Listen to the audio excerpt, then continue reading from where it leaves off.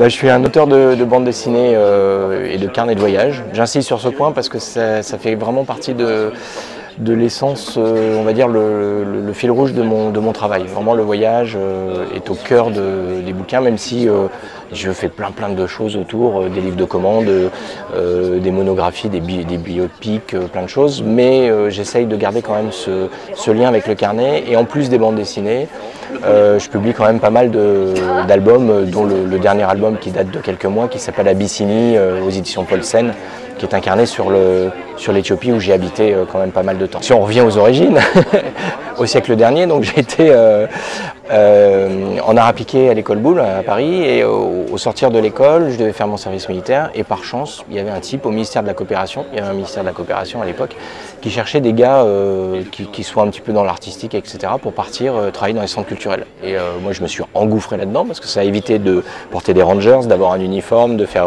mon commandant, et on était super bien payés, et on avait le choix des destinations en fonction des postes, et j'ai eu la chance d'atterrir à Djibouti, entre la Somalie et l'Éthiopie.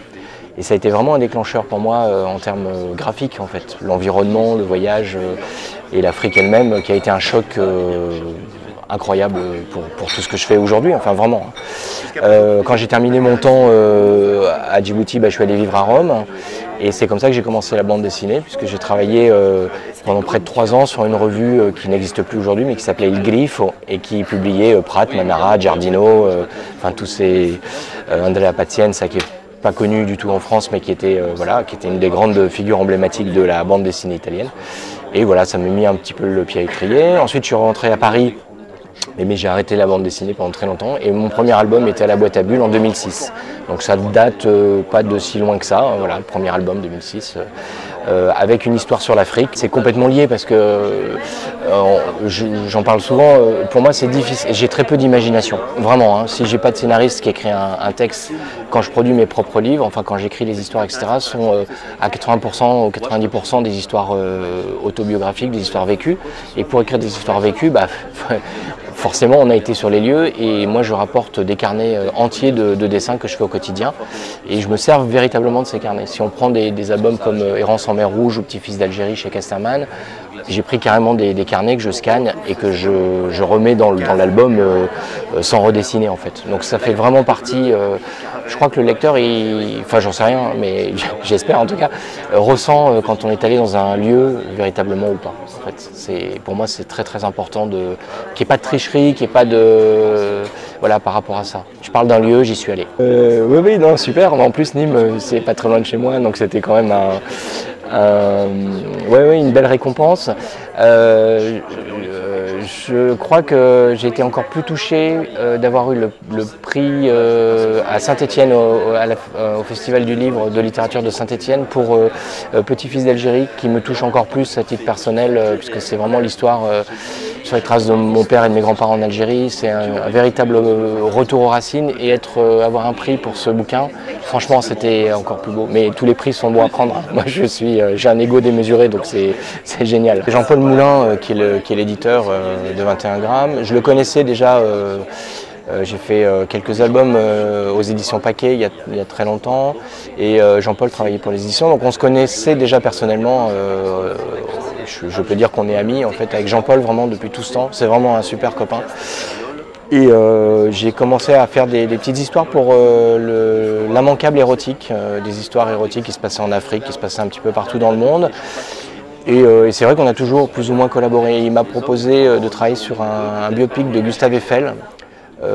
Alors mon père était architecte, et il m'emmenait, il avait travaillé sur le restaurant de la Tour Eiffel du 2e étage, voilà. Et quand j'étais gamin, quand j'étais plus jeune, je montais, je l'aidais, c'était rigolo quoi. Et quand il m'a proposé ça, ouais, j'ai trouvé un lien assez sympa. Et le deuxième biopic qu'on a fait avec lui, c'est sur Auguste Rodin. Et de la même manière, j'avais un lien un peu privilégié avec Rodin, puisque j'avais fait mon dossier de diplôme en histoire de l'art sur le musée Rodin, etc. Donc j'avais vraiment un lien particulier, et puis j'adore ça, quoi. Au scénario, Eddie Simon, qui est un maître dans l'art de traiter les biopics et les biographies. Il est vraiment très fort là-dessus. Donc c'est un plaisir de travailler pour cette collection, vraiment. À l'instar de Petit-fils d'Algérie ou Errance, etc., on est quand même encore un petit peu dans le registre du reportage dessiné. C'est une première expérience avec Stan Keith Jungle, plutôt réussi. Enfin, je sais pas. Enfin, je sais que l'album n'a pas eu de succès du tout. Enfin, pour des raisons, je pense, plus marketing en fait, parce que c'est un sujet hyper intéressant. Enfin, vraiment, moi je me sens vraiment très à l'aise dans cet exercice-là, d'aller sur place, de dessiner, de faire des crobards, d'aller dans des endroits un petit peu atypiques. Et Notre-Dame de Paris n'est pas atypique en soi, mais les endroits qu'on a pu visiter grâce à ce reportage dessiné sont carrément atypiques. Aller dans les combles, voir les charpentes, et puis surtout interviewer et discuter avec tous les acteurs de Notre-Dame, qui est une véritable armée de gens insoupçonnés. Il y a même des musulmans qui travaillent, hein. Ça, c'est un truc absolument fou. Ouais, je me suis régalé. Et puis l'architecture, du point de vue de Viollet-le-Duc aussi, qui a restauré pas mal de choses et qui a réhabilité cette cathédrale, c'est super, quoi. C'est vraiment le type de sujet qui m'intéresse particulièrement. Voilà. Je pense que l'Afrique a vraiment, en tout cas, alors ça c'est un autre pan et un autre volet de mon travail en fait, mais je pense que ça fait partie intrinsèque et entièrement de mon travail, c'est le voyage et la rencontre vers les autres, comme tu dis. Je vais beaucoup, là je reviens de 15 jours d'Algérie, la semaine prochaine je suis à San Francisco, dans un petit mois je retourne dans le Kivu au Congo, alors pour des boulots humanitaires entre guillemets, c'est-à-dire que dans le Kivu, on a fait il y a quelques mois, j'y étais, on a travaillé sur une bande dessinée avec des auteurs congolais et du Burundi sur des bonnes pratiques sanitaires, lavage de mains, les machins, enfin, etc., sur l'eau. Et ce sont des bandes dessinées que je pilote. Je dessine pas dedans, 2-3 dessins pour la couverture, etc.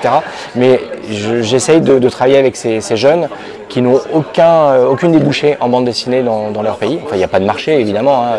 Je veux dire, les gens se lèvent le matin, ils cherchent à bouffer, ils ne cherchent pas à acheter de la bande dessinée. Ça, voilà. Par contre, ils ont un talent fou, ils ont des milliards de choses à raconter. Et mon job, qui n'en est pas un puisque je ne suis pas payé pour, mais je le fais avec vraiment, voilà. Je pense qu'il y a vraiment quelque chose à faire et on a développé une bande dessinée avec l'aide de l'UNICEF. Alors je trouve des financements, donc la coopération suisse, l'Institut français du Congo, etc., etc. Et on monte des bandes dessinées. Et là j'y retourne dans quelques semaines et on va travailler sur une nouvelle bande dessinée avec eux. Le même groupe avec quelques autres sur les droits de l'homme. Donc au Congo c'est quand même assez rigolo. Mais on est dans le cadre de l'ambassade de France, donc on est quand même, et on va imprimer ça, voilà. Et pour te dire aussi que quand je vais à peu près une fois par an à Djibouti, Éthiopie, etc., et j'en profite toujours pour aller dans les camps de réfugiés, faire dessiner les mômes, etc. Et ça quand tu dis humanité, je ne sais pas si humanité rejoint humanitaire, si ça rejoint... mais en tout cas, ça fait partie de mon truc. Bon, j'en parle pas, bon là, tu me poses la question, on en parle.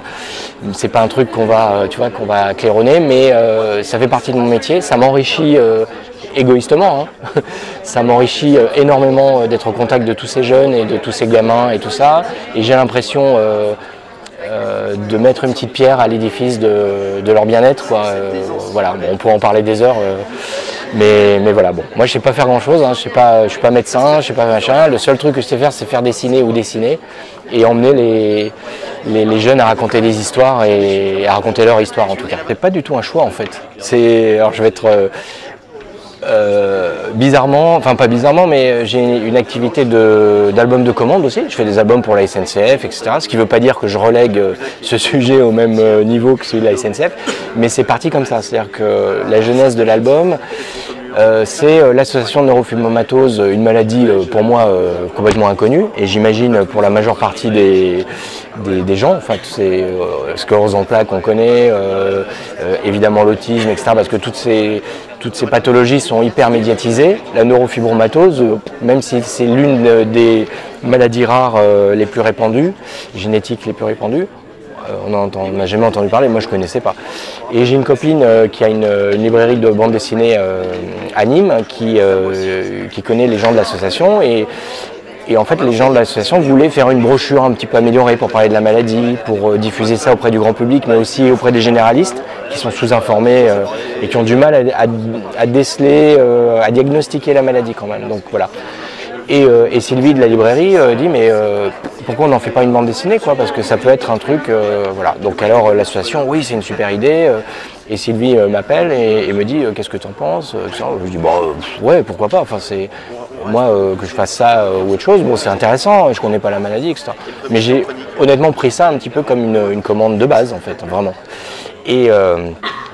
Et donc on a rencontré les gens de l'association, j'ai rencontré les gens de l'association, les gens du centre de compétences qui est à Nantes. Il y a un centre de compétences par région, donc là c'est celui de Nantes qui était à l'origine de la demande.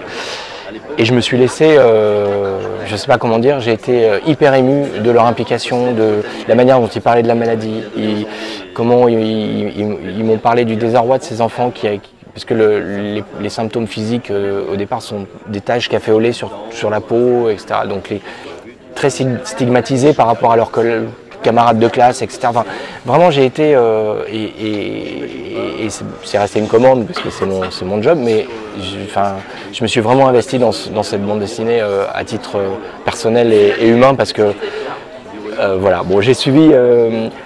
On ne peut pas parler n'importe comment d'une maladie comme ça, il faut vraiment se documenter. Alors j'ai eu la chance de travailler avec les gens du centre de compétences, j'ai fait plein d'allers-retours à Nantes, au CHU, à l'hôpital, et j'ai rencontré cette petite fille qui s'appelle Eden, qui a été le modèle de l'héroïne qui s'appelle Fleur.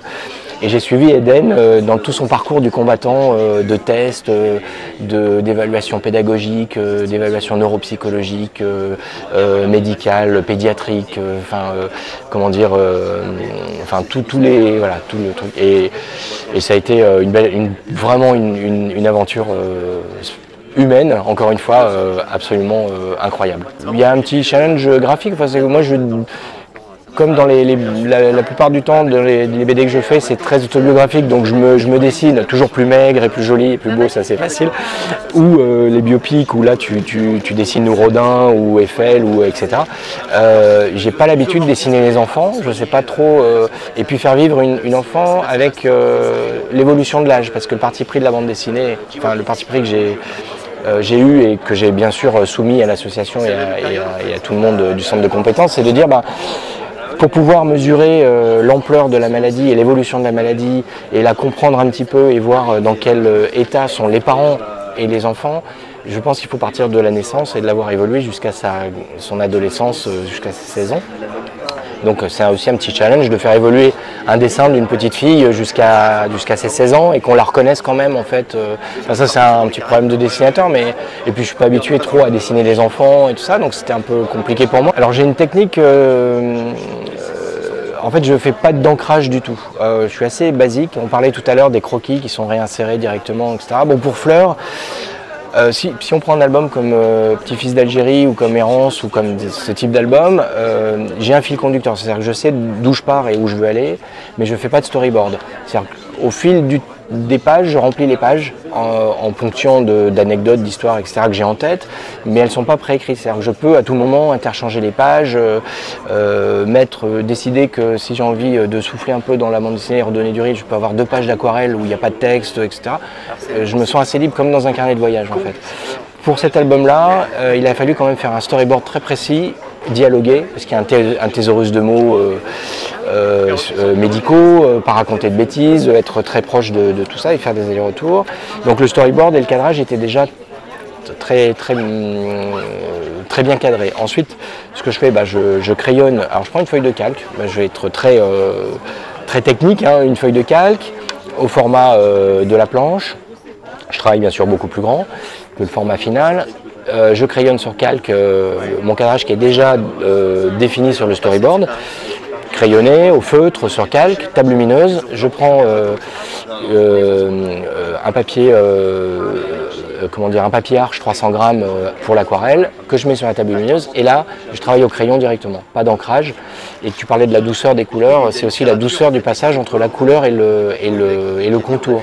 Si j'utilise de l'encre de Chine ou de la plume, etc., d'après moi, c'est ce que je ressens, hein, je trouve trop dur le contraste entre l'aquarelle et l'encre. Du coup j'utilise un crayon B le crayon qui est pas tout à fait noir, qui est un petit peu gris et qui permet ce passage entre le contour. Et c'est pour ça qu'on a une impression peut-être d'un petit peu de flou, de douceur et de voilà. Alors j'ai une particularité aussi en termes d'aquarelle, c'est que j'utilise pas l'aquarelle 100%, j'utilise aussi beaucoup de café. Ça c'est un truc, j'ai découvert ça il y a des années, je peux plus m'en passer. Je me fais un petit café, je bois mon café, puis avec ce qui reste, je fais les visages, les machins, et ça donne une base colorielle beige hyper sympa qui donne un petit peu le caractère à tout ça et qui soutient tout ça. Il y a pas mal de choses, je refais un album avec Jean-Paul Moulin chez 21G là, qui est prévu normalement pour le printemps. Voilà, sur ATD Carmonde, donc sur une association voilà, à but humanitaire, donc ça on rejoint un petit peu mes valeurs, j'espère en tout cas. J'ai un tome 2 chez Des Ronds dans l'eau d'un album qui avait été initié par Jeff, qui est Flash, voilà, donc bon, elle m'a demandé de reprendre le flambeau, je ne sais pas si je serai à la hauteur, mais voilà, je m'y attelle. Et puis je viens de signer un album qui me ressemble particulièrement, je crois, chez Air Libre Dupuis, voilà, et une très très belle histoire qui sera pour fin 2019, un gros pavé d'un peu plus de 200 pages qui est l'histoire d'un voyageur du XIVe siècle musulman dans tous les pays. En fait, c'est une histoire incroyable, c'est une histoire vraie évidemment, d'un voyage, je dirais le premier touriste de l'histoire, c'est-à-dire qu'à 21 ans il a décidé de partir de Tanger, de faire le tour du monde. Mais le tour du monde musulman, c'est-à-dire de faire tous les lieux saints de la Mecque, mais tous les saints obscurs du monde musulman, en passant par le Sri Lanka, l'Inde, le Kerala, le Moyen-Orient, Tombouctou, la Somalie, jusqu'en Chine. Une vie de voyage au XIVe siècle, sous forme de carnet, de récits, voilà, très inspiré du Rihla. Ce qui veut dire relation de voyage en arabe, le Rihla original qui a été écrit au XIVe siècle également. Donc il y a 3 tomes de 400 pages que j'ai lus, relus, etc. Et je travaille là-dessus. J'ai commencé à crayonner. J'ai commencé à faire les étapes là déjà, beaucoup d'allers-retours au Maroc depuis le mois de mai, là, Tanger, Fès, Tétouan.